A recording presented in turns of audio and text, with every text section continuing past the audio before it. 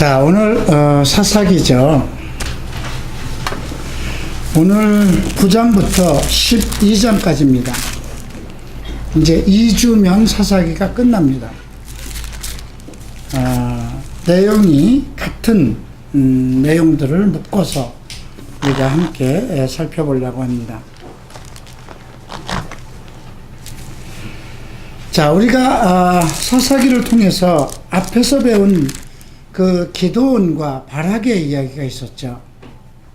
뭐 40년, 80년 이렇게 사사들이 다스릴 때는 이스라엘이 평안했어요. 태평했다고 그랬습니다.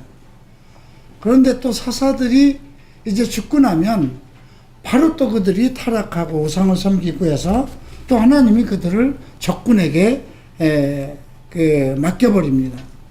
그래서 막 뭐 빼앗기게 되고 거의 다 죽게 되니까 또 하나님께 매달리죠. 우리가 앞에서 특별하게 기드온을 살펴봤는데요. 기드온의 이름이 여룹바벨이었습니다. 그죠? 예, 여룹바벨이라는 뜻은 여룹바알이죠. 그러니까 여룹바알이라는 뜻은 바알과 싸웠다는 뜻이에요. 그 자기 아버지가 세워서 지키던 그 바알 신당을 하나님의 명령을 듣고 이제 밤에 가서 그것을 완전히 회파해버리죠. 그걸로 인해서 이제 동네 사람들이 난리가 나서 이것이 누가 한 것인가 그렇게 조사해 봤더니 기드온이었어요. 그래서 이 자를 당연히 죽여야 될 것이다. 그랬더니 그 아버지가 나서서 너희가 바알과 쟁론할 것이냐? 바알이 누구건데? 신이라고 우리가 믿는 신과 너희가 쟁론 싸울 수 있는 것이냐? 만약에 우리가 믿는 신 바알이 신이라면 그를 회파한 그 사람을 직접 처리할 것이다. 그렇게 해서 기드온이 이제 여룹바알이라는 그런 이름을 갖게 되었습니다. 그런데 나중에 이제 크게 이제 명성을 떨친 후에 좀 올무가 되는 사건이 있었죠. 8장 26절에 보면 기드온이 청한 바 금귀고리 중수가 금 1200세겔이요. 그 외에 또 세 달 형상의 장식과 재물과 미디안 왕들이 입었던 자색 의복과 그 약대에 목둘렀던 사슬이었더라. 기드온이 그 금으로 에봇 하나를 만들어서 거기에 성읍 오브라에 두었더니 이스라엘이 그것을 음란하게 부함으로 그것이 기드온과 그 집의 올무가 되었다고 그랬습니다. 그렇게 참 하나님 앞에 아주 세심하고 정말 돌다리도 두들겨가는 그러한 완벽할 정도로 모든 일에서 치밀한 그런 사람이었습니다. 그리고 하나님의 뜻대로 또 하나님이 주신 그 지혜대로 전쟁에 이겨서 모든 적군을 물리치고 영영 아주 승승장구 승리를 했죠. 그래서 그 이스라엘 사람들이 이제 너와 너의 아들들과 너의 손주들이 우리의 왕이 될 것이다. 이렇게 얘기했을 때 기드온은 절대 나의 아들이나 나의 손자들은 왕이 되지 않을 것이다. 이렇게 얘기를 했어요. 그랬던 기드온이 에봇이라는 그 제사장들이 입는 옷을 금으로 만들어 놉니다. 아마 무엇을 의식했을까요? 우리가 그 마음은 알 수 없지만 에봇은 제사장이 입는 옷이기 때문에 그만큼 금으로 만들면 사람들이 제사장에 대한 어떤 그런 존경심 그리고 제사장을 중심으로 해서 뭉치지 않을까 이렇게 생각할 수도 있습니다. 지금 우리가 사사기를 보면서 한 가지 기이한 일은 제사장이 나타나지 않는다는 거예요. 그죠? 이스라엘 부족을 이끌고 가는 것은 제사장을 중심으로 해서 이끌어 갔어요. 그죠? 물론 여호수아가 있고 그 또 제사장이 있어서 같이 그 축을 이루어서 이스라엘 백성을 이끌어 왔는데 사사들 시대에 와서는 제사장의 이야기가 나오지 않는 겁니다. 저는 제사장들이 있었다고 생각합니다. 율법의 시대였기 때문에. 그러나 그 제사장들이 나름대로 어떤 힘을 하나님의 어떤 영광을 나타내지 못하고 그냥 이끌려가는, 어쩔 수 없이 이끌려가는 그런 상황이 아니었나 이렇게 생각을 해봅니다.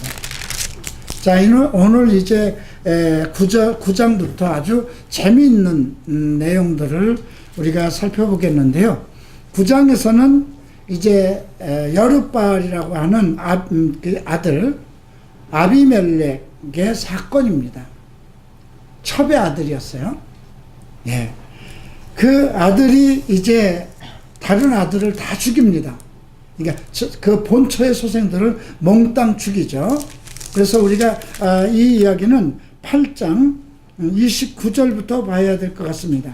요아스의 아들 여룻바알이 돌아가서 자기 집에 거하였는데 기드온이 아내가 많으므로 몸에서 낳은 아들이 70인이었고 세겜에 있는 첩도 아들을 낳았으므로 이름을 아비멜렉이라 하였더라. 요아스의 아들 기드온이 나이 많아 죽음에 아비에셀 사람 오브라에 있는 그의 아비 요아스의 묘실에 장사하였더라. 근데 또 어떤 사건이 일어나냐면 바로 33절에서 기드온이 이미 죽음에 이스라엘 자손이 돌이켜 바알들을 엄난하게 위하고 또 바알 브릿을 자기들의 신으로 삼아서 결국은 불과 그냥 그렇게 태평세월을 지낸 이후에 바로 기드온이 죽자마자 이렇게 엄청난 또 비극을 불러오고 말죠. 자, 그때 이제 무엇이 일어날까요? 자식들 사이에는. 자식이 많으면 우리 말에도 가지 많은 나무에 바람 잘 날 없다고 자식들의 전쟁이 일어나죠. 우리가 이스라엘의 그 왕권을 보든가 또 우리나라 고대 역사를 보더라도 항상 그 왕의 아들들끼리 정궁과 후궁들 그 사이에서 항상 전쟁이 일어나고 그러죠. 지금 9장은 그런 내용입니다. 자, 이제 9장에서 우리가 한 부분만 읽어보겠는데요. 1절부터 이제 2절까지 함께 읽겠습니다. 여룻바알의 아들 아비멜렉이 세겜에 가서 그 어미의 형제에게 이르되 그들과 외조부의 온 가족에게 말하여 가로되 청하되 너희는 세겜 사람들의 귀에 말하라. 여룻바알의 아들 70인이 다 너희를 다스림과 한 사람이 너희를 다스림이 어느 것이 너희에게 나으냐. 또 나는 너희의 고륙지친임이라. 자기 형제들과 그 다음에 자기 친족들을 모아서 얘기하는 겁니다. 자, 70명이 너희를 다 다루는 것과 한 사람이 다스리는 것 어느 것이 낫겠느냐. 얼핏 생각해도 70명이 다스린다면 이거 문제가 크죠. 근데 왜 이런 상황이 왔을까요? 기드온의 아들들이 70여 명이었는데 나름대로 그들이 그들 중에 충분한 어떤 왕으로서 그들을 통치할 만한 인물이 나지 않았겠죠. 그러다 보니까 그러면 우리 70인의 아들들이 함께 어떤 공론을 모아서 공동정치를 하자, 이렇게 이런 상황이 되지 않았나 싶습니다. 그러니까 이제 그 세겜에서 태어난 그 첩의 아들이 자기 세겜 사람들을 모아놓고 형제들을 모아놓고 외조 가족들 자기 그 외갓집 사람을 다 불러놓고 물어보는 거예요. 누가 낫겠느냐? 70명이 해야 되는 거냐? 내가 당신들의 고륙지친인데 내가 다스리는 게 낫겠느냐? 자, 그러면 요즘 시대라도 어떻게 생각할까요? 만약에 이 씨가 있고 박 씨, 김 씨 여러 성들이 한꺼번에 그들이 이제 연합해서 통치를 한다고 그러고, 그러면 이 씨 집안도 나름대로 어떤 세력이 있다면 똑같은 현상이면 그 이 씨 집안에서 한 사람이 다스리는 게 낫느냐, 이 70명이 너희를 다스리는 게 낫겠느냐 하면 당연히 너는 우리의 한 혈육이니 내가 다스리는 게 낫다, 이렇게 되겠죠. 자, 그 다음에 이제 그 7절부터 이제 6절부터 좀 보시겠는데요. 세겜의 모든 사람과 밀로 모든 족속이 모여 가서 세겜에 있는 기둥 상수리 나무 아래서 아비멜렉으로 왕을 삼았습니다. 결국은 그가 왕이 됐죠. 혹이 요담에게 그 일을 이르되, 요담은 원래 그 70인의 그 기드온의 아들 70명 중에 하나입니다. 근데 이제 아비멜렉이 그 기루들 건달들을 다 모아서 그들을 몽땅 다 죽여버렸어요. 거기서 간신히 하나가 도망 나온 것입니다. 그 이야기가 이제 3, 4, 5절에서 나왔던 것이죠. 그 70인을 다 죽이고 한 말째 아들, 마지막 아들 요담만 이제 자기가 숨었었는데, 요담이 이제 나서기 시작합니다. 7절에서 거기 요담이 그에게 고하되, 요담이 그리심산 꼭대기에 가서 서서 소리 높여 외쳐되 그들에게 이르되 세겜 사람들아 나를 들으라. 그러니까 아마 세겜 사람들이 큰 세력을 가지고 있었던가 봐요. 그리하여야 하나님이 너희를 들으시리라. 왜 이렇게 세겜에 가서 얘기했을까요? 자, 세겜 사람들이 아비멜렉을 세우면 정말 자기들을 위하고 정치를 잘해줄 줄 알았어요. 그런데 어떤 상황이었냐면 4절에 이렇게 돼 있죠. 바알브린 묘에서 은 70개를 내어 그에게 주매 아비멜렉이 그것으로 방탕하고 경박한 유를 사서, 경박한 유라는 것은 사악한 사람들, 지금 요즘 얘기로 하면 건달들이죠. 그런 사람들을 사서 자기를 쫓게 하고, 그리고 무자비하게 기드온의 70명의 아들들을 모두 죽이고 이렇게 포악한 상태로 있으니까 아마 그 세겜 사람들도 두려워했을 겁니다. 그래서 이제 그 그리심산에 가서 세겜 사람들을 향해서 이제 소리를 지르는 거죠. 8절 봅니다. 하루는 나무들이 나가서 기름을 부어 왕으로 삼으려 하뇨 감람나무에게 이르되 너는 우리의 왕이 되라 하며, 감람나무가 그들에게 이르되 난 나의 기름을 하나님과 사람을 영화롭게 하나니 내가 어찌 그것을 버리고 가서 나무들 위에 요동하리요.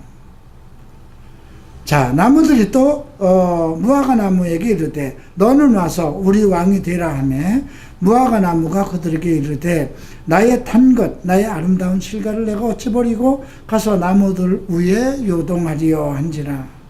나무들이 또 포도나무에게 이르되 너는 와서 우리의 왕이 되라 하며, 포도나무가 그들에게 이르되 하나님과 사람을 기쁘게 하는 나의 세수를 내가 어찌 버리고 가서 나무들 위에 요동하리요 한지라.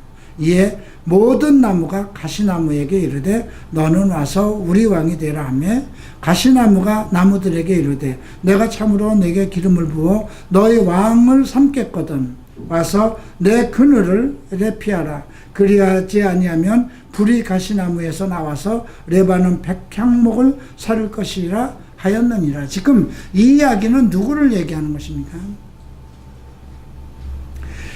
지금 여기에서 얘기하는 무화과 나무, 그 감람나무, 포도나무는 모두 이스라엘을 위해서 하나님이 기름 부은 그러한 지도자, 통치자, 이스라엘과 관계되는 나라입니다. 포도원은 유다 지파라고 그랬습니다. 포도원은 그 자체가 그 이스라엘을 뜻하는 것이고, 포도나무는 유다 지파라고 이사야 선지자는 얘기했죠.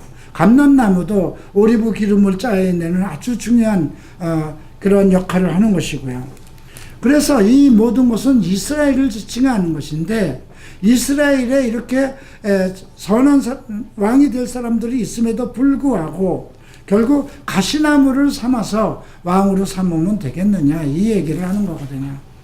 하나의 지금 그 아비멜렉을 시화화 시킨 것입니다. 지난주 토요일 날 어느 형제가 제가 왜 그 목사님은 어떤 설교를 시화화 시켜가지고 그렇게 하느냐. 성경을 보면 많은 애들이 거의 다 비유, 또 그 은유적으로 얘기했고요. 또 이렇게 희화시키는 얘기들도 많이 있습니다. 아니면 어떤 죄에 대해서는 직선적으로, 우리가 그 아브라함이나 또 야곱의 수치가 얼마나 그 성경에 그 세세하게 나와 있어요. 그죠? 다윗의 어떤 그 간음한 사건도 계속 연결돼서 나오고 있잖아요. 그죠? 이렇게 모든 죄에 대해서, 사람에 대해서 직선적이고, 그 다음에 전체적으로 어떤 얘기를 할 때 어떤 일들을 희화화시켜서 그 메시지를 전합니다. 지금 우리가 이 내용을 읽어도 세겜 사람들이라면 이것이 누구를 얘기하는 건지 다 알잖아요. 그러니까 너희가 지금 70인의 그 기드온의 그 아들들 70인들을 다 몽땅 버리고 가시나무 같은 아비멜렉을 세운 것이 옳으냐 이 얘기를 하는 것입니다. 그 얘기를 하면서 더 어떤 얘기를 하냐면 16절 보죠. 이제 너희가 아비멜렉을 세워 왕을 삼았으니 너희 행한 것이 과연 진실하고 의로우냐? 이것이 여룹바울과 그 집의 선대함이냐? 이것이 그 행한 대로 그에게 보답함이냐?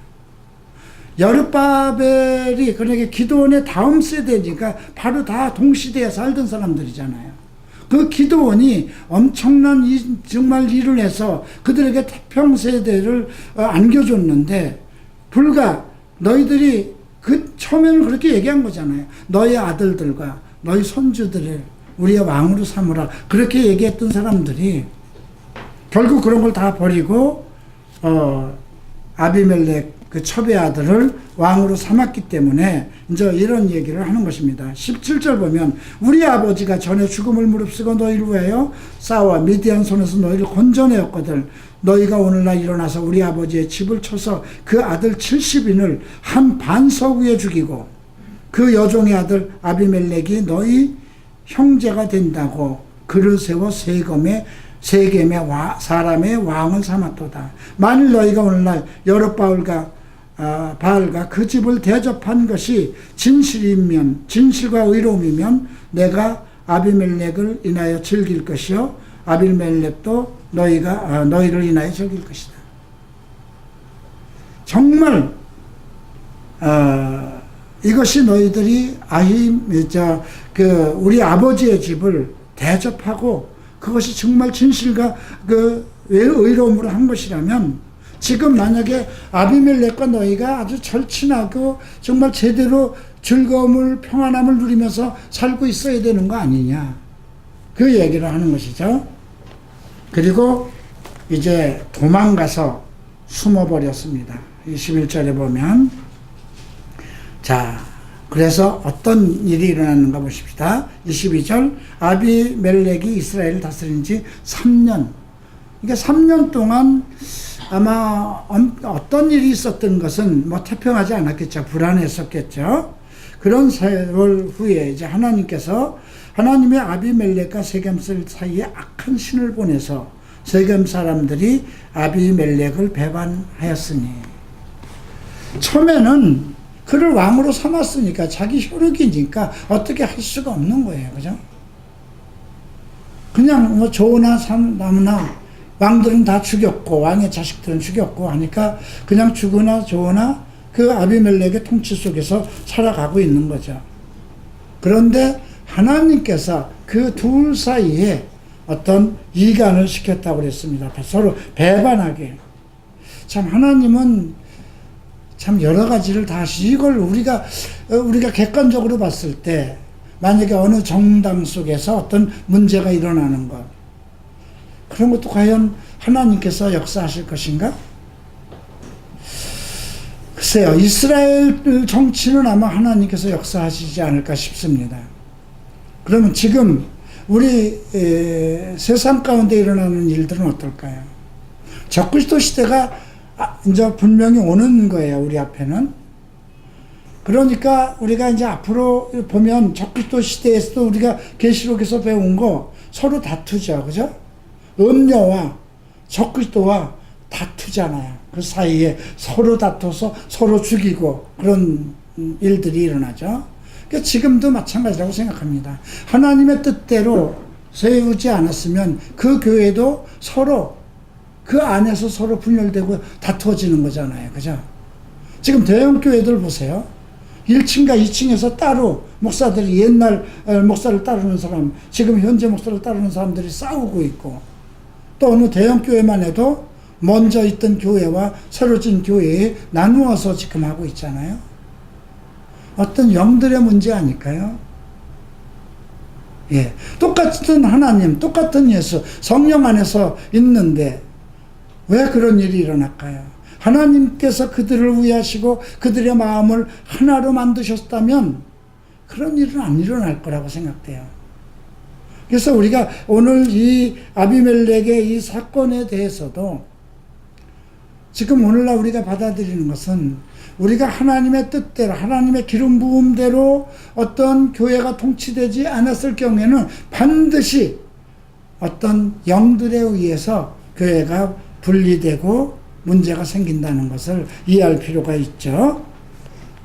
자, 그렇게 해서 이제 큰 문제가 생기고 이제 누가 이제 또 태어나고 있냐면 26절에 보면 에벳의 아들 가일이 그 형제로 더불어 세겜에 이르러 세겜 사람들에게 그들의 의뢰하더라. 그러니까 에벳의 아들이 새로 이제 등장을 합니다.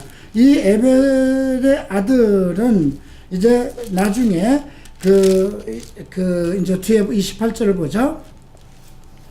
에벳의 아들 가알이 가로되 아비멜렉을 누구며 세겜은 누구기에 우리가 아비멜렉을 섬기리요. 그가 여룻바엘의 아들이 아니냐? 그 장관은 스불이 아니냐? 차라리 세겜의 아비 하몰의 후손을 섬길 것이라. 우리가 어찌 아비멜렉을 섬기냐? 그 정도로 이제 기드온의 아들들, 비록 아비멜렉이 기드온의 아들이고 첩의 아들이기는 하지만 이제 너무 정치가 썩어졌기 때문에 이제 이러한 현상이 일어나는 것을 볼 수가 있죠.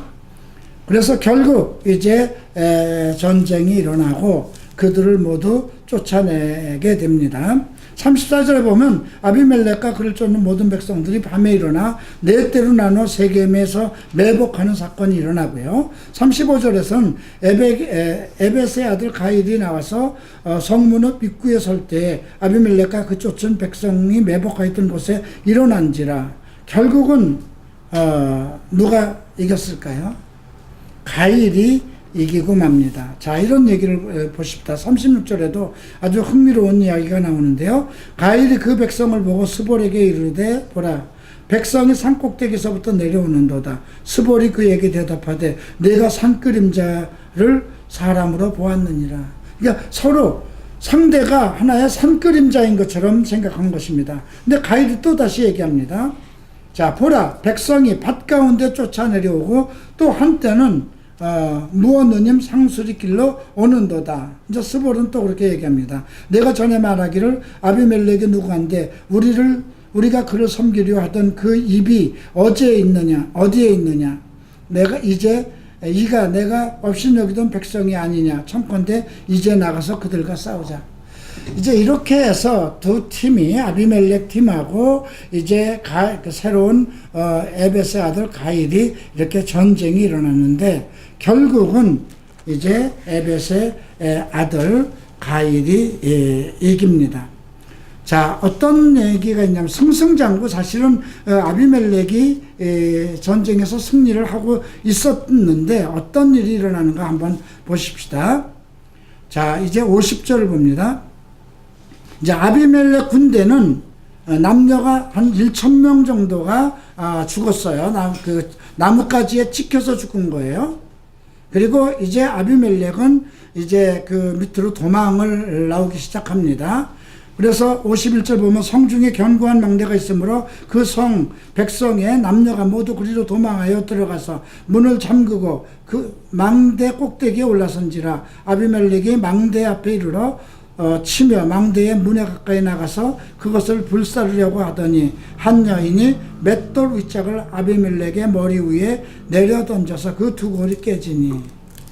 이제 아비멜렉의 소녀에게 병기를 든 한 소년에게 얘기합니다. 빨리 너는 나를 죽이라는 거죠. 왜냐하면 적군에게 사로잡혀서 이제 그냥 많은 고생을 당할까봐 차라리 빨리 죽으려고 이제 소년에게 이제 부탁을 해서 왜냐하면 그 말이 나옵니다. 그가 이르기를 그가 여인에게 죽었다 할까노라.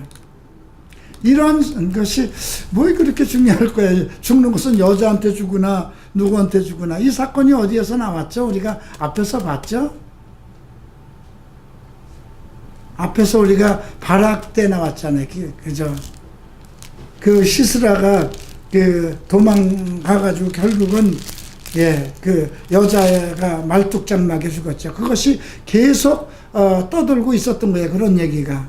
그러니까 여자한테 죽임을 당하는 것이 큰 수치라는 의식을 가졌기 때문에 아마 그랬던 것 같습니다. 자, 아비멜렉이 그 형제 70인을 죽여 자기 아비에게 행한 악을 하나님이 이같이 갚으셨고, 하나님의 보복이라고 언급하시네요. 또 세겜 사람들이 모든 악을 하나님이 그들의 머리에 갚으셨으니 여룻발의 아들 요담의 저주가 그들에게 응하였다. 그러니까 앞에서 언급한 그 요담이 얘기한 그것이 결국 그들의 그 저주가 되었다는 것인데요. 그럼 왜 하나님은 그 아비멜렉을 돕지 않았을까요? 일단 70명이라는 그죠? 기드온의 아들들을 몽땅 죽였잖아요. 자기가 왕이 되고 하기 위해서, 그죠? 자, 이런 내용들이 그 9장에 기록되어 있습니다. 자, 10장은 10절부터 좀 읽어보겠습니다. 자, 10장 10절부터 16절까지 교독하겠습니다. 이스라엘 자손이 여호와께 부르짖어 가로되 우리가 우리 하나님을 버리고 바알을 섬김으로 주께 범죄하였나이다. 여호와께서 이스라엘 자손에게 이르시되 내가 애굽 사람과 아모리 사람과 암몬 사람과 블레 사람에게 너희를 구원하지 아니하였느냐. 또 시돈 사람과 아비멜렉 사람과 마온 사람이 너희에게 압제할 때에 너희가 내게 부르짖음으로 내가 너희를 그들 손에서 구원하였거늘 너희가 나를 버리고 다른 신들을 섬기니 그러므로 내가 다시는 너희를 구원치 아니하리라. 가서 너희가 택한 신들을 부르짖어 너희 환난 때에 그들로 너희를 구원하게 하라. 이스라엘 자손이 여호와께 여쭈었대 우리가 범죄하였사오니 주여 보시기에 좋은 대로 우리에게 행하시려니와 오직 주께 구하옵나니 오늘날 우리를 건져내시옵소서. 자기 가운데 이방 신들을 제하여버리고 여호와를 섬기며 여호와께서 이스라엘의 곤고를 인하여 마음에 근심한다. 좀 16절 말씀은 좀 특이하죠. 여호와께서 그들이 다 이방 신을 버리고 울부짖으면서 하나님께 나와서 이제 우리가 하나님을 섬기겠습니다. 그렇게 작정하면서 하나님께 구했는데 여호와께서 이스라엘의 곤고를 인하여 마음에 근심하셨다 그랬습니다. 어떤 마음이실까요, 하나님은? 계속 이게 거듭되잖아요. 앞에서도 정말 애굽에서 그들을 구원하고 그 이스라엘 역사 속에 그대로 다 살아있고 그 역사는 계속 이어내려오는 것인데도 불구하고 계속 사사들이 죽고 나면 또 반복되는 우상숭배 이런 것 때문에 하나님께서 또 그들을 또 이제 버리시고 적군들에게 또 그들을 붙이시면 또 그때서야 울부짖고 그런데도 하나님께서는 이스라엘의 곤고를 인하여 마음에 근심했다는 것입니다. 우리의 부모는 어떨까요? 우리가 잘못하면 아버지 잘못했습니다 하면 또 용서해 주죠. 근데 그 또 재산을 가져가서 또 탕진을 했어요. 그 또 들어오면 또 잘못했습니다 하면 또 받아주죠. 권고한다는 건 무엇일까요? 자식이 계속 이렇게 그런 문제를 계속 일으키면 그 부모의 마음이 얼마나 곤고할까요? 그죠? 괴롭겠죠. 하나님도 지금 여기서 우리가 하나님의 입장을 볼 수가 있는데요.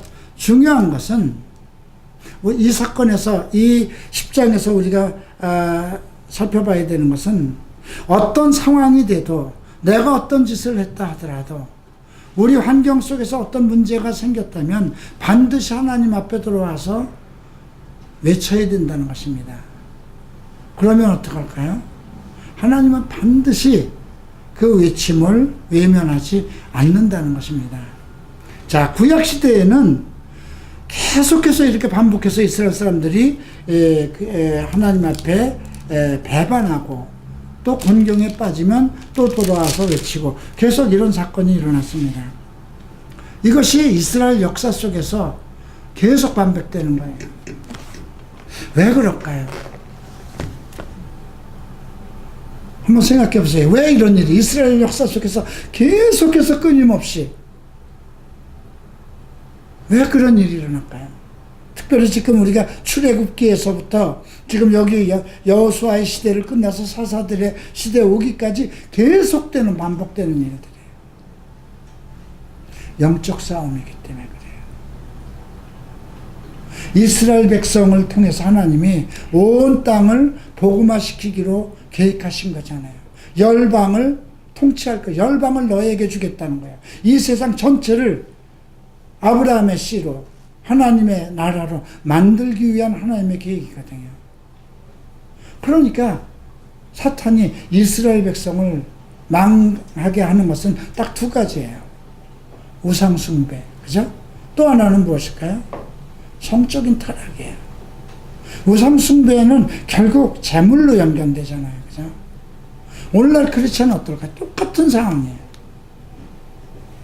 세상 사람들은 우상 숭배를 하던, 그렇다고 요즘 세상 사람들이 전부 다 우상 숭배 절간에 가서 어떤 신들을 섬기고 있지는 않아요.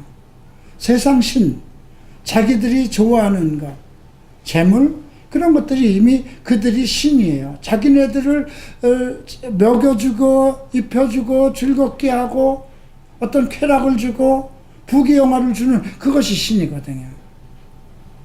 근데 그들은 잘못했다고 그래서 망한다고 그래서 어디 가서 울부짖고 하지 않아요. 그죠? 그들은 내가 다시 해야지. 그래서 어떤 권모술수를 써서라도 계속 다른 사람을 죽이고도 자기가 살기 위해서 그렇게 살아가요. 근데 하나님의 사람들은 계속 문제가 생기면 어떻게 되나요? 어떤 일이든지, 자식의 문제든지, 내 개인의 사업의 문제든지, 어떤 문제가 생기면, 하나님께 매달려요.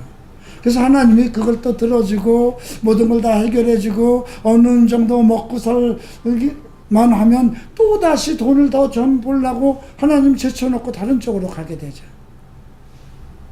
지금 여기서 이스라엘 사람들이 계속, 우리가 주께 구하느니, 우리가 이제 하나님을 섬기게도 우리가 안 돌아가겠다. 계속해서 그렇게 모든 사사들에게 그렇게 다짐을 해왔고 모세나 여호와한테 다짐을 해왔어요. 그럼에도 계속 이제 넘어지는 것을 볼 수가 있죠. 그럼에도 불구하고 하나님은 그들이 간구하고 기도하는 것에 항상 도우신다는 겁니다. 항상 어떤 얘기를 일깨워 주나요? 지금 과거에 내가 너희들을 도왔다는 거죠. 과거를 한번 생각해봐라. 애굽에서 너희들을 어떻게 이끌어냈느냐, 광야에서 내가 너희를 어떻게 지켰느냐, 항상 과거에 있었던 일을 얘기를 합니다. 근데 오늘날 우리가 생각할 때는 아니 이스라엘 과거와 나와 무슨 관계가 있느냐 이렇게 되죠. 근데 여러분들이 믿음 생활을 한번 쭉 보세요.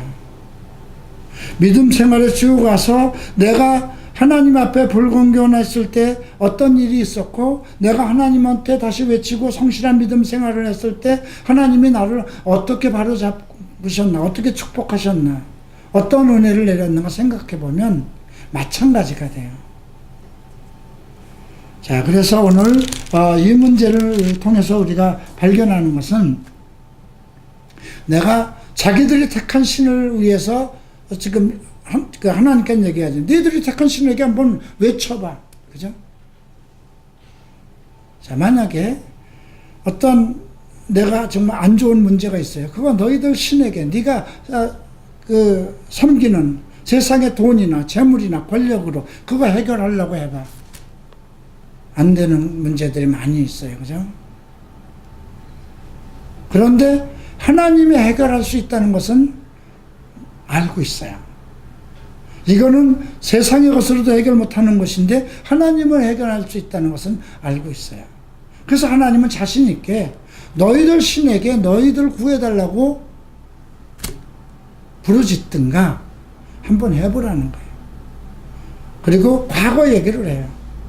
애굽에서부터 광야에서 있었던 모든 이야기를 또 얘기를 합니다. 나는 너희들을 애굽의 그 강한 애굽에서 너희를 꺼내난 여호와라는 것을 항상 언급하고 있어요. 그래서 오늘 이 10장에선 이 말씀이 그 마지막 부분에 나오지만 앞부분에서 어느 사람이 사사가 되는가 보십시다. 이삭을 사람 도도의 손자 부하의 아들 돌라가 일어납니다. 그리고 그가 에브라임 산지 3일에 거하면서 사사가 된 지 23년 만에 죽었다고 했어요. 이 도도의 손자 돌라는 무엇을 했는지 우리는 몰라요. 다만 이사갈 사람이었어요. 자, 이사갈은 아주 특별한 지파이기도 해요. 한번 이사갈이 어떠한 예언을 받았는가 한번 보실까요? 창세기 49장을 봅니다.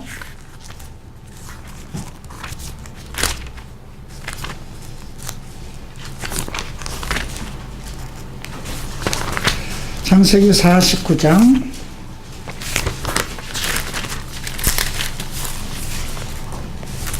14절 보죠. 이사갈은 양의 우리의 사이에 꿇어 앉은 건장한 나귀로다. 그는 쉴 곳을 보고 좋게 여기며 토지를 보고 아름답게 여기며 어깨를 내려 짐을 메고 앞제 아래서 섬기리라. 어깨를 내려 짐을 메고 앞제 아래서 섬긴다는 건 어떤 그런 고통 중에서, 그죠? 어깨를 내려서 짐을 맨다는 건 뭡니까? 그냥 나귀처럼 항상 어떤 앞제 속에서 꿇어서 그렇게 살아간다는 거예요. 그런데 이제 지금 우리가 사사기 9장, 10장 이 상황을 보면 상당히 정치적으로 안 좋은 그런 시대예요. 그런데 이제 그 도도의 손자 부하의 아들 돌라가 23년 동안 통치를 했어요. 어떤 일을 했는지 모릅니다. 그 후에 야일이 일어납니다. 그리고 22년간 사사가 됩니다. 근데 길르앗은 그 드보라 시대에는 조금 그 전쟁에 참여하지 않아서 조금 그 문제가 있었던 그런 지파이기도 해요. 자, 이제 그 앞장에서 우리가 한번 볼까요?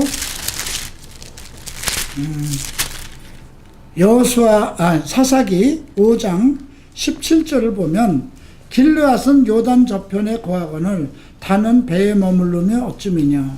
아셀은 해변에 있고 자기 시내가에 거하도다. 지금 이 앞에서 나온 것들은 전쟁에 참여하지 않았던 것이에요.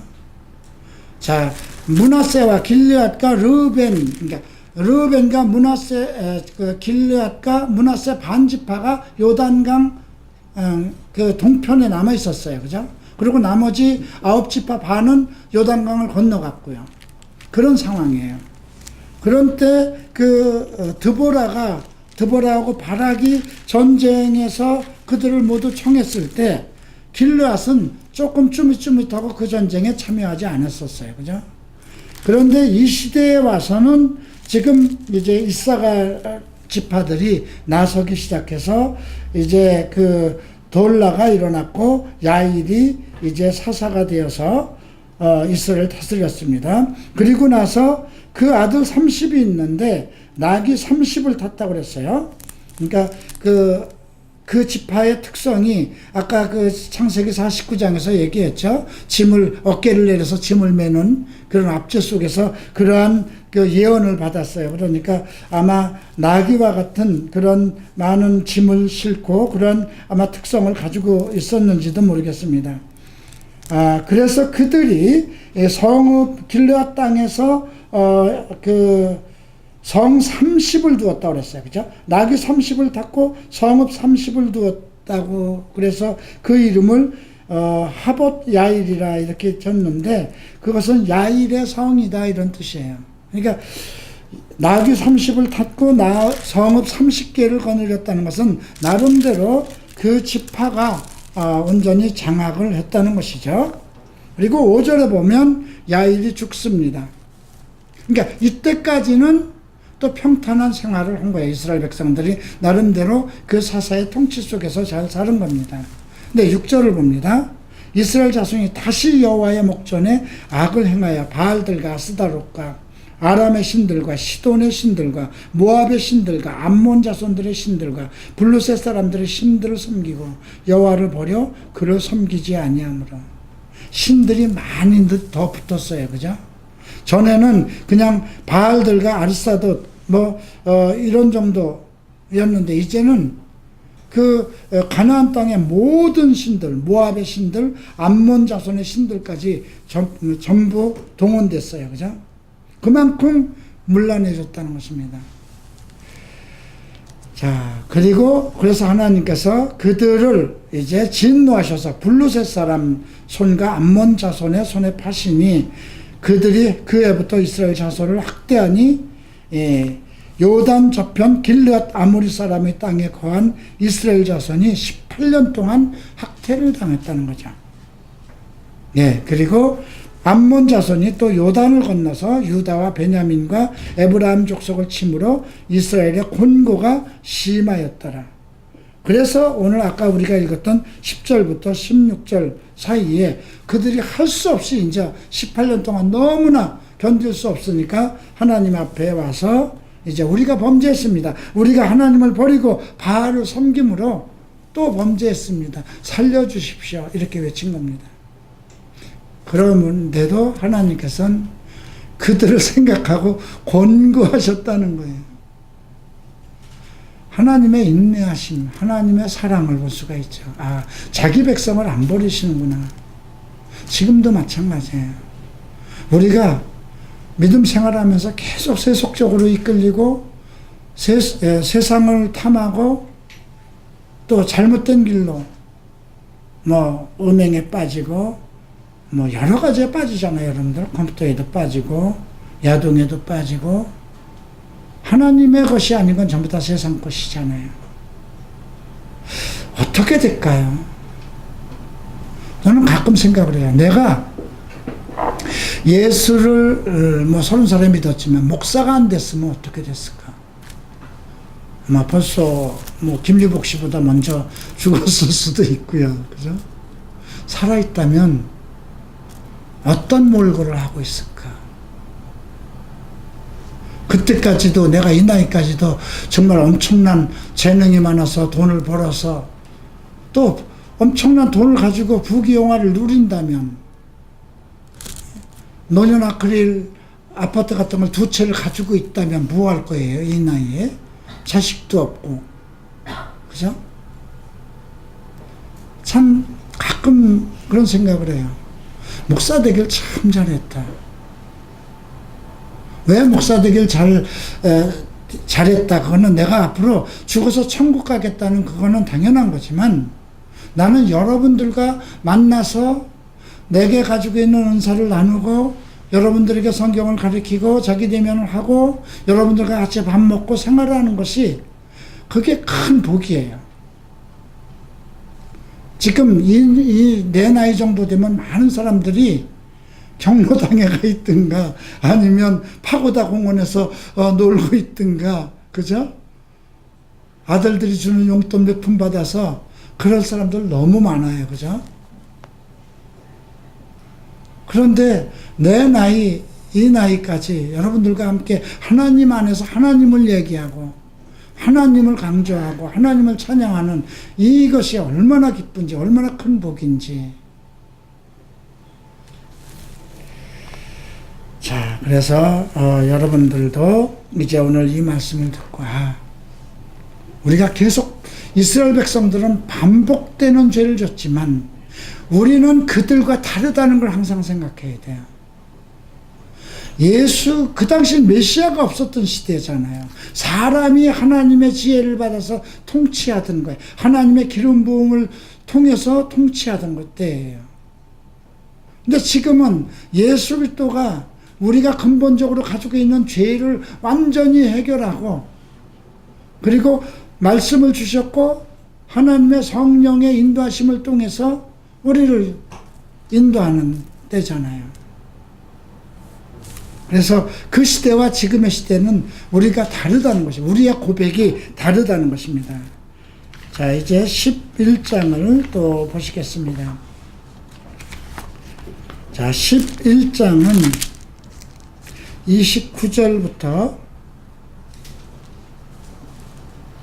36절까지 우리가 함께 읽을까요?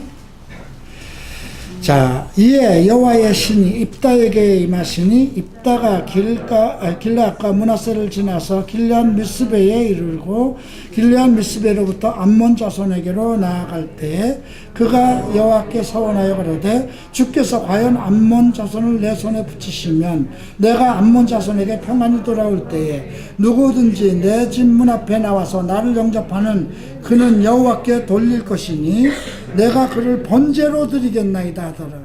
이에 입다가 암몬 자손에게 이르러 그들과 싸우더니 여호와께서 그들을 그 손에 붙이심에 알로엘에서부터 민닛에 이르게까지 20성읍을 치고 또 아벨 그라멘 이메기까지 도륙하니 이에 암몬 자손이 이스라엘 자손 앞에 행복하더라.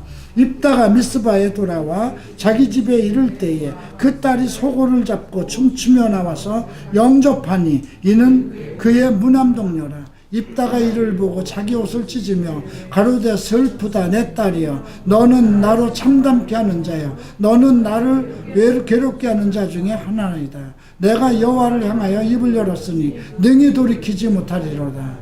딸이 그에게 이르되 나의 아버지야 아버지께서 여호와를 향하여 입을 여셨으니 이 아버지께 입으로 낸 말씀대로 내게 행하소서. 나는 아버지께서 아버지를 위하여 아버지의 대적 암몬 자손에게 원수를 갚으셨습니다.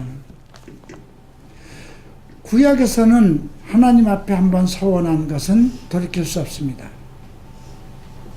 신약에서는 어떨까요? 신약에서는 예수님은 뭐라고 그러나요? 아무것도 맹세하지 말라고 그러죠. 제단을 보고도 하지 말라고 그럽니다. 하늘을 보고도 땅을 보고도 하지 말라고 그럽니다. 헛맹소하지 말라는 것입니다. 근데 이거는 서원이에요. 그러니까 지금으로서 우리가 많은 사람들이 서원을 했다고 그래요. 내 아들을 놓고 서원했다.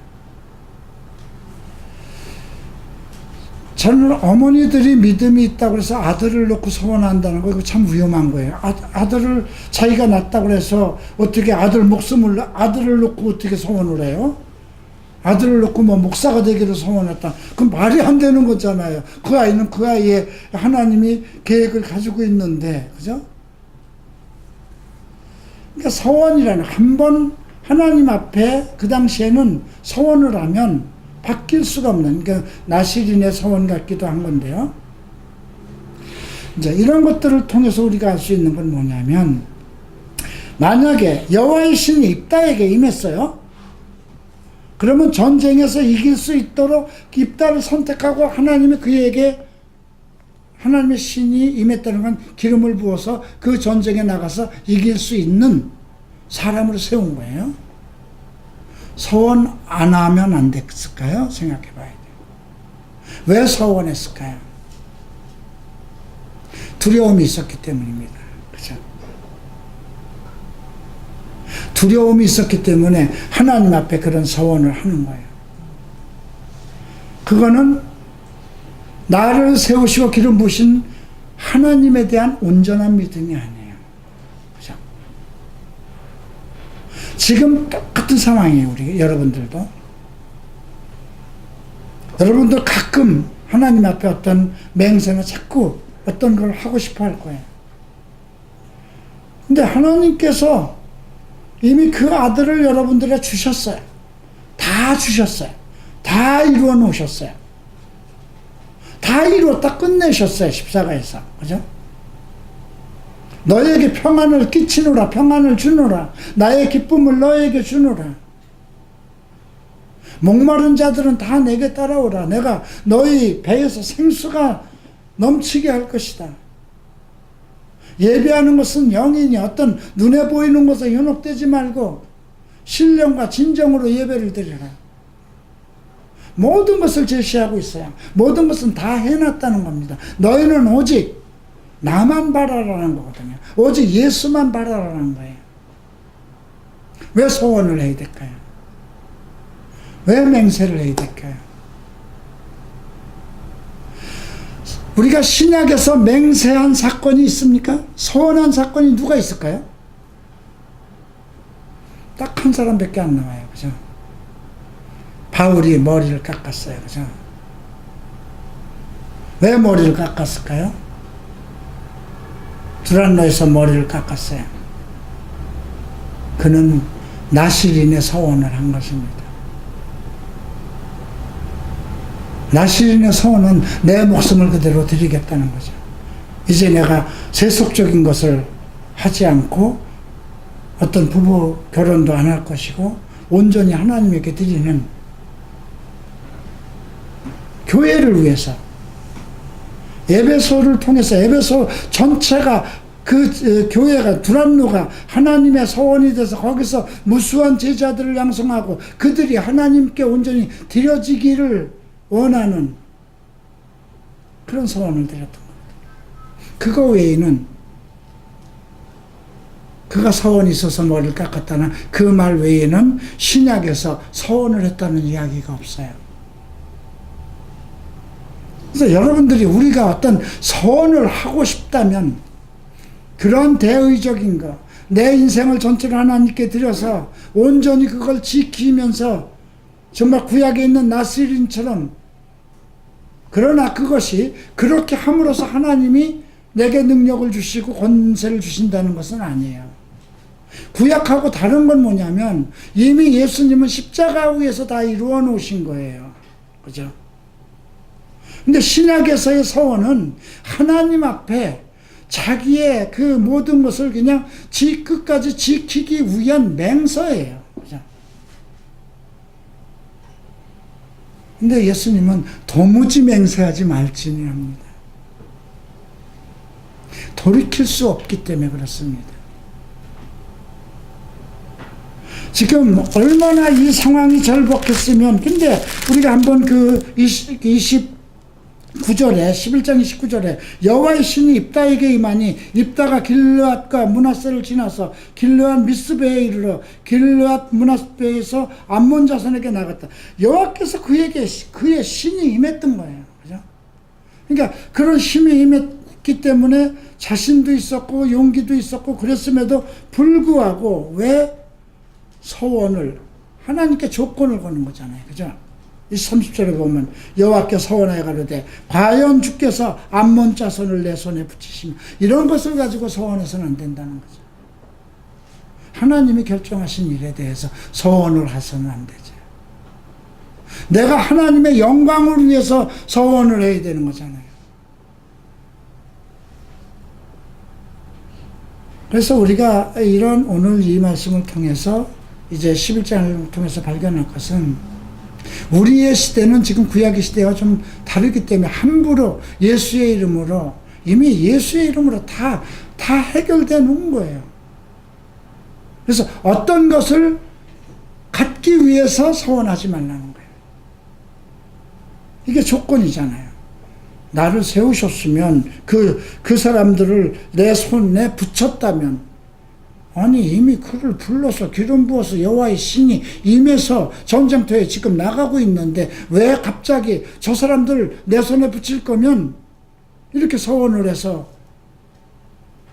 내가 승리하고 돌아올 때 제일 먼저 춤추고 나오는 사람을 하나님께 불태워서 주겠다는 거, 이게 말이 안 되는 거잖아요. 근데 그 딸이 춤을 추고 나왔어요. 무남동녀 하나밖에 없는 딸이. 우리는 한치 앞에 어떤 일이 일어날지 모른다는 겁니다. 그러니까 도무지 맹세하지 말라는 거예요. 그냥 네 감사합니다, 알았습니다, 그런 믿음을 지켜야 된다는 것이죠. 자, 이제 12장을 봅니다. 결국은 이제 입다가 승리를 했습니다. 자, 12장 1절. 에브라임 사람들이 모여 북으로 가서 입다에게 이르되 네가 암몬 자손과 싸우러 건너갈 때 어찌하여 우리를 불러 너와 함께 가지 아니하였느냐. 우리가 반드시 불러 너와 내 집을 사르리라.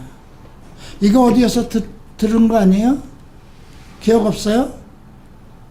앞에서 이 똑같은 사건이 있어요. 바락, 드보라 선지자 때 있던 얘기죠. 앞으로 좀 넘겨봅시다.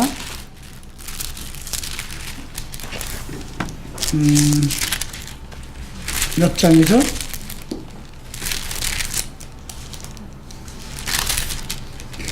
그 기드온이 포도원의 끝물이 그 얘기를 한 건데 만물보다 낫지 않느냐 이 얘기를 어디에서 했죠? 8장 9장? 사사기 8장 사사기 8장 몇 절? 제일 처음에 네. 8장 1절이네. 에브라임 사람들이 기드온에게 이르되 내가 미디안과 싸우러 나갈 때 우리를 부르지 아니하였으니 우리를 이같이 대접함이 어쩌미뇨. 자, 기드온은 어느 지파였을까요?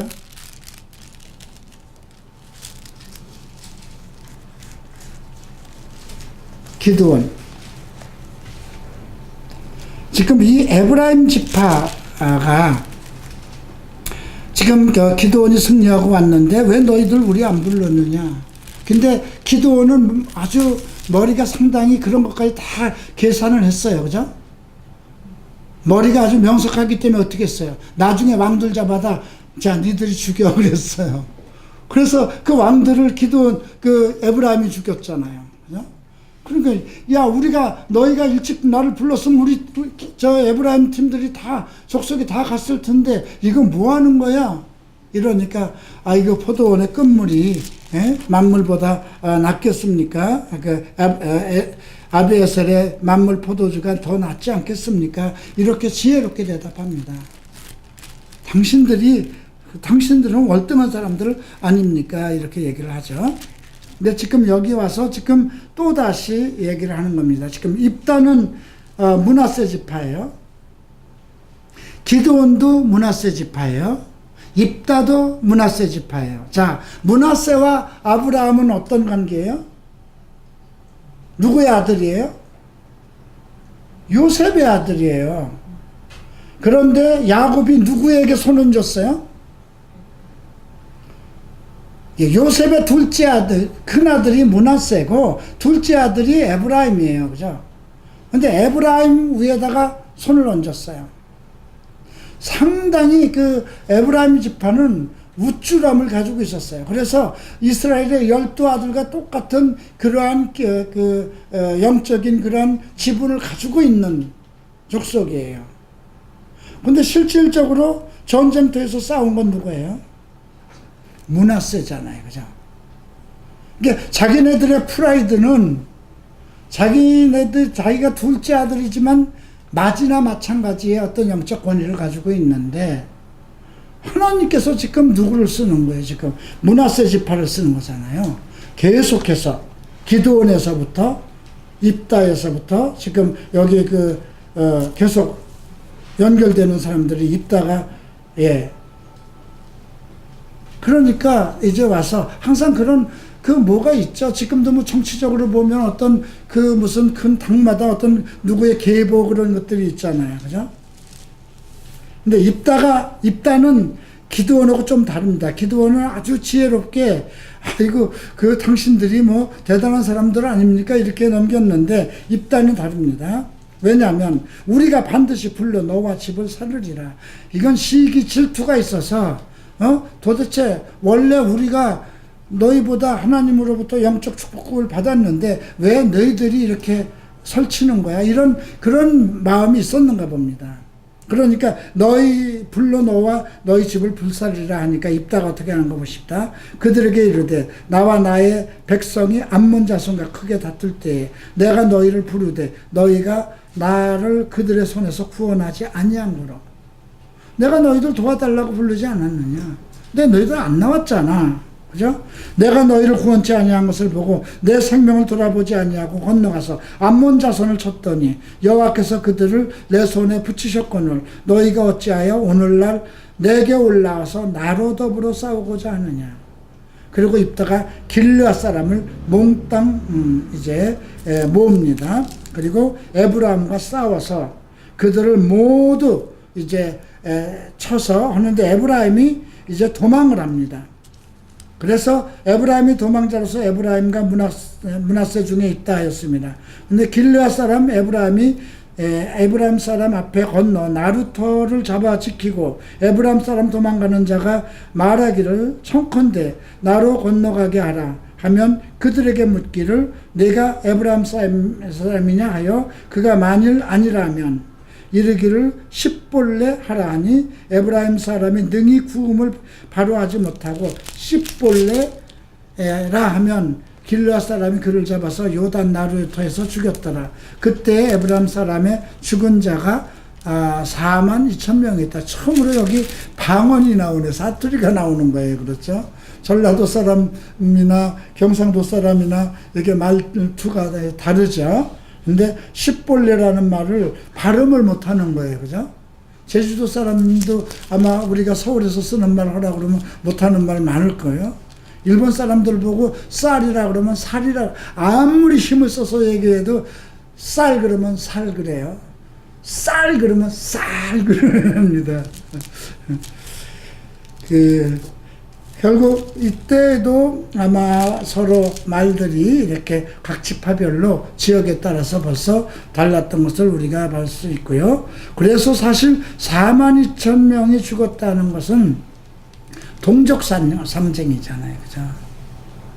그러니까 가면 갈수록 사사들이 그 어떤 그 지파 간의 어떤 우월감, 사랑은 다 없어지고 자기 지파의 우월감, 명예만 추궁하고 있다는 거예요.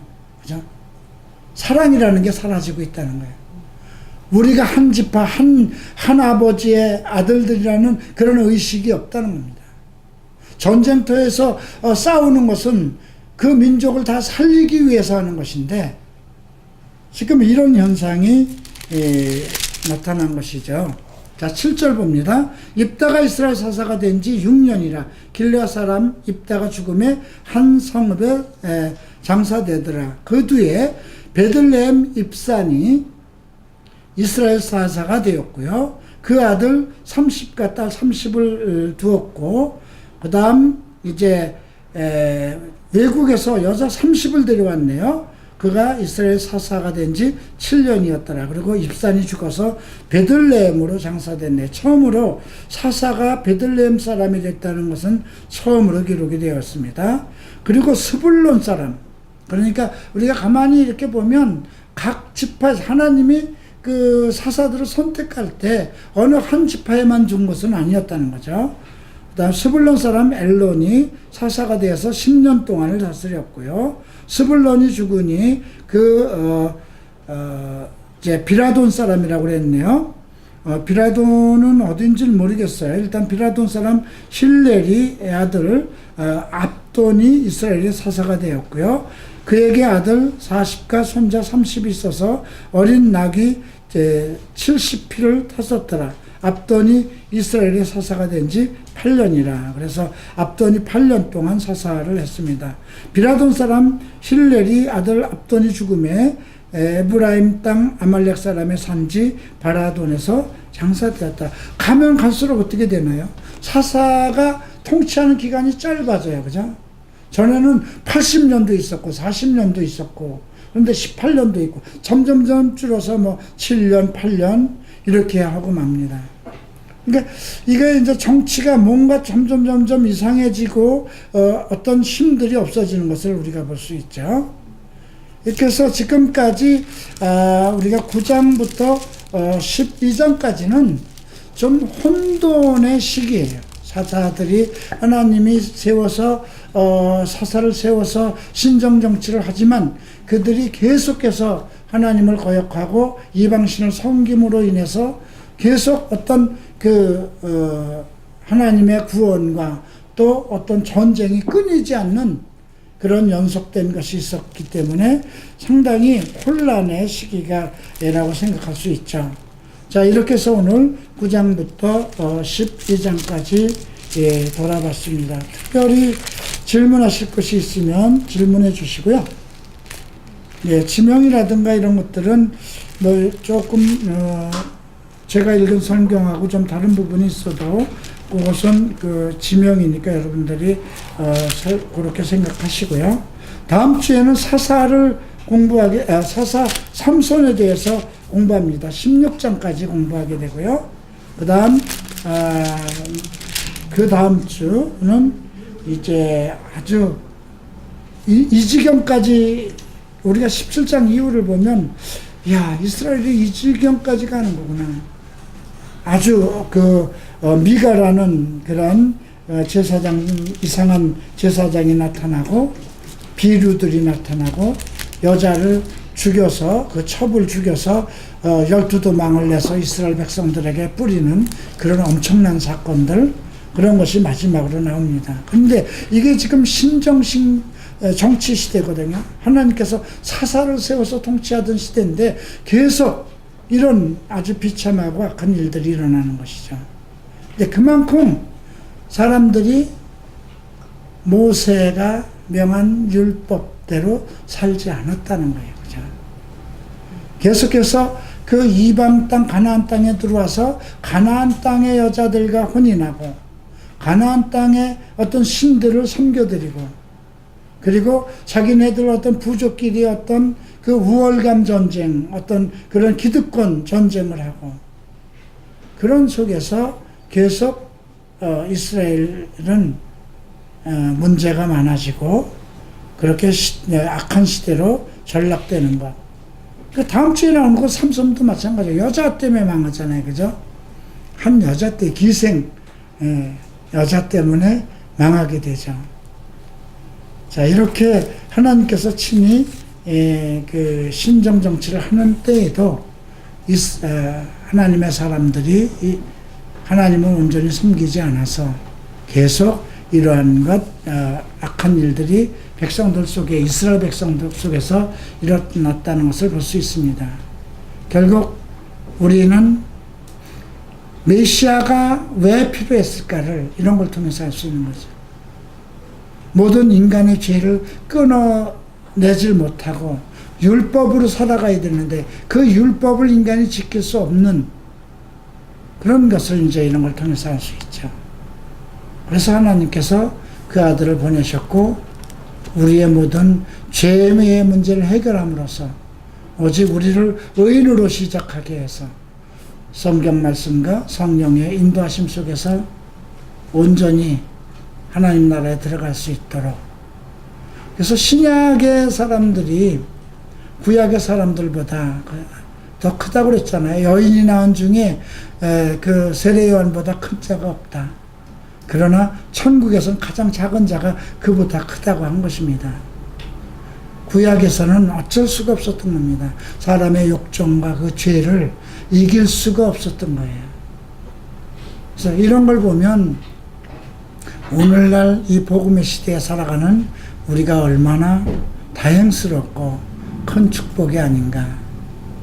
죄와 싸울 것이 아니라, 저는 항상 여러분들에게 그렇게 얘기하고 싶어요. 죄와 싸울 생각을 하지 말고 의로운 길로 나갈 생각을 하라는 거죠. 의로운 길로 나가면 왜 죄를 짓겠어요? 그죠? 예수를 믿어서 우리가 의인이 되었으니까 의인의 삶을 살기를 노력하고 주를 찬양하고, 죄의 문제는 이미 해결된 거잖아요. 근데 죄와 싸운다는 것은 지금 이스라엘 백성 계속 죄와 싸우잖아요. 죄가 다 끝났다. 예수께서 십자가에서 다 이루셨다. 나는 예수 그리스도의 부활하신 것 같이 살아난 사람이다.